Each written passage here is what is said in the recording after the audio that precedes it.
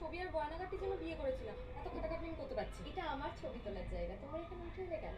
যাও যাও নিচে গিয়ে বসো, ডেকে নেবো।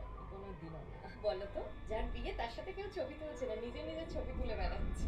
মা, ওর ননদটা তো সাথেছে কেন? ফটোগ্রাফারটা আমার কাছে 1 লাখ টাকা নিয়ে অন্যদের ছবি তুলে বেড়াচ্ছে। দাদা বলছি, আমার সিঙ্গেল ছবিগুলো এখন তুলে নি। আর কতক্ষণ মা? পুরো রাত থাকতে হবে। রানী খেতেই এসেছেন। আরে থ্যাংক ইউ থ্যাংক ইউ, আবার 50 টাকার গিফট আনার কি দরকার ছিল? 700 টাকার প্লেট, খেয়ে যাবেন অবশ্য।